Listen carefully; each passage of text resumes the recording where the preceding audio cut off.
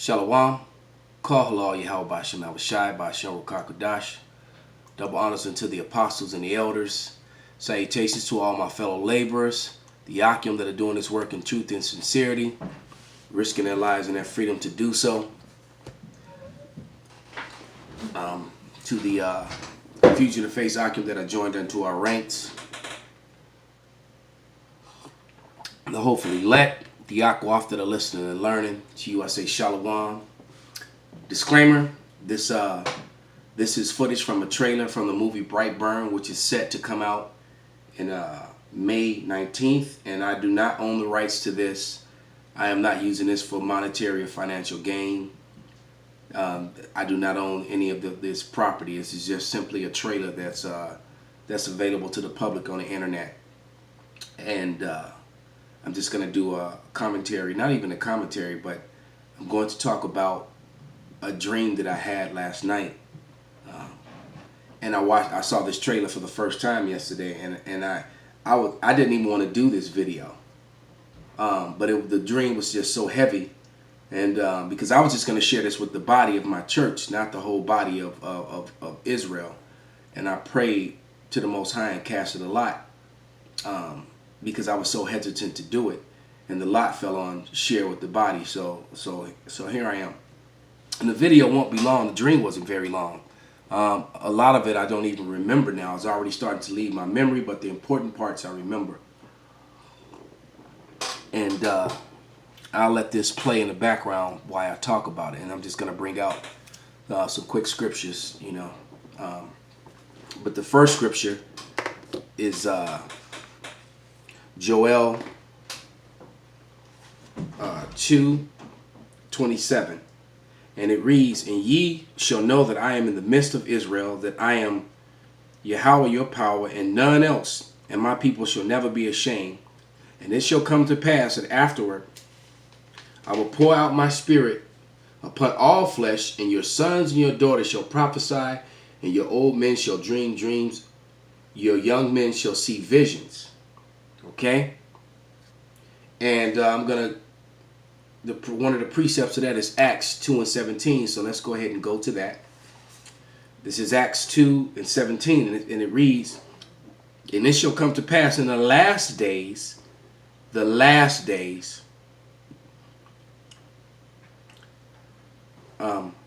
saith power, I will pour out my spirit upon all flesh, and your sons and your daughters shall prophesy, and your young men shall see visions, and your old men shall dream dreams. And on my servants and on my handmaidens will I pour out in those days of my spirit, and they shall prophesy."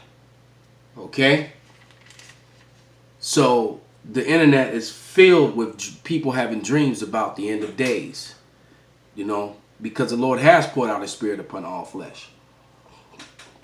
Edomites, Jakes, other heathens, all right? And that scene that he was chewing on a fork and just chewing it up.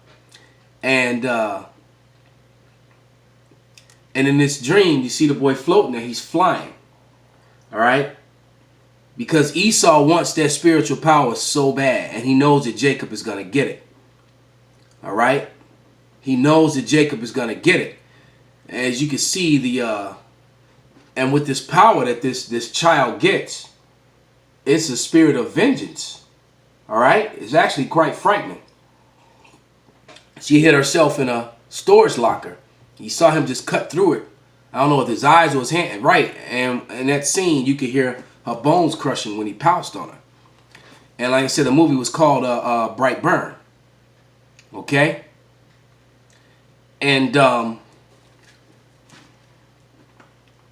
it was actually, it was pretty frightening, man. The dream that I had as well. So let's talk about this dream real quick. In this dream, I was in an old neighborhood where I lived as a small child. Although in this dream I wasn't a child, I was an adult.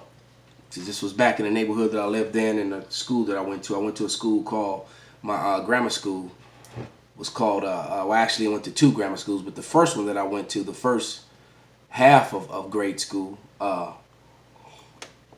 was called Enrico Fermi. All right, it was some Latin Roman dude or whatever. And I was walking towards the school, the same route that I used to. And there came like a fork in the road. I could go either way. I could either go to the left or right. And this is actually the way it went, because the way the street was divided, I could either go to the left or right and still end up at the school. And there was an Edomite walking with me, and he was complaining about all the weird stuff that's been going on in the neighborhood. You know, he wasn't walking with me. We were just walking in the same direction. And he was, you know, he just struck up a conversation. And he said, I know I don't know you, you know. These may not have been his exact words, but it was a roundabout. He said, I know I don't know you, man, but there's been a lot of weird things happening in the neighborhood. People been seeing things, you know, weird. You know, he said, my father yesterday, and matter of fact, now that I mentioned it, the fork in the road is not just a fork where it's two routes. There's one up the middle. And the one up the middle was like a alley, because that's just the way that road was set up. And if you went to the right or the left, you went to the street. But the alley was set right in the middle. And he told me that his father saw two men walking, and all of a sudden they blended together and were one person. And he said, if you know, at first he thought his father was crazy, but he heard other people saying similar things. So he got a little nervous. So when he said that, I was like, really? Then we shall not walk up that way. And so I turned to the right, and we went, and he walked with me to the right. And as I began to proceed up the street toward the school, steps within entering that block, I was bombarded with clear and apparent demonic forces, left-hand side angels. And you know, you can read about the left-hand side angels in the book of Kings, all right?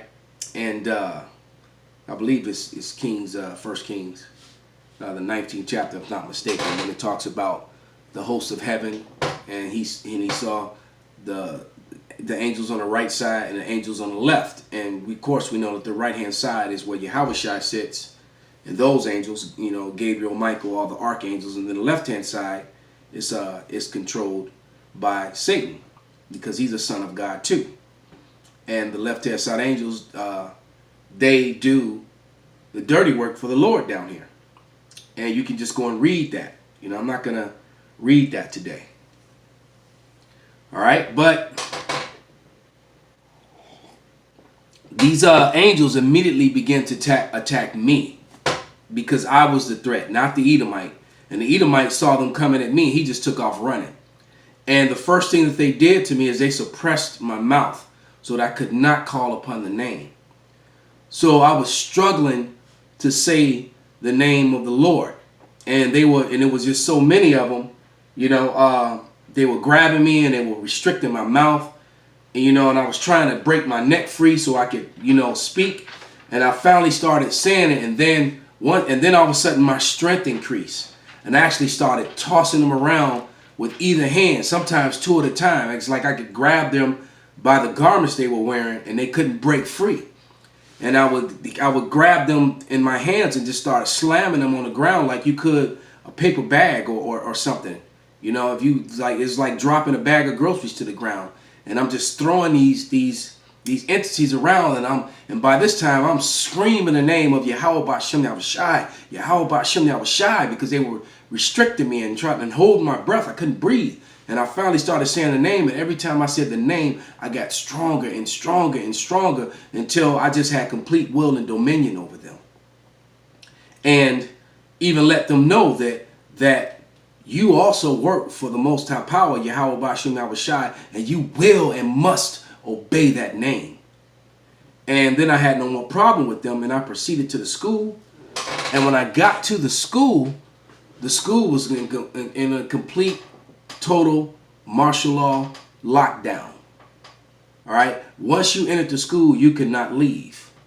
So, and then my memory begins to fade of the events that were going on in the school. So I'm not going to speak on it because I can't really clearly remember it.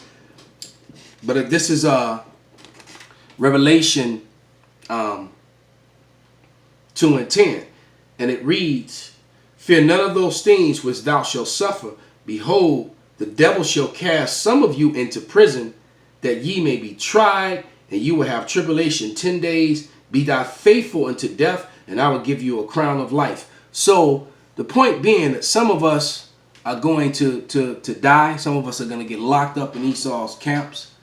And some of us are going to get that power. That power that is going to be completely and totally unstoppable. All right? There's going to be nothing that anyone or anything can do.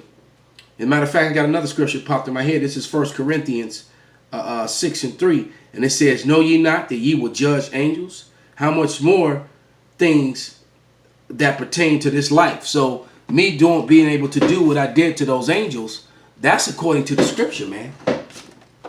That's according to the scriptures. All right. So let's just go to the end of this thing. And what happens is this house cleaning chick, I don't know if she's in a hospital or at a school. Looks like she was running in a schoolroom. And she was running from this. Yeah, looks like she ran into a locker or some type. And she locked the door. And she watched him cut through the door.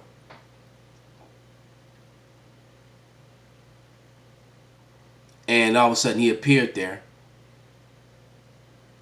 And he flew upon her. And like I said, you heard her bones and stuff just crack and snap.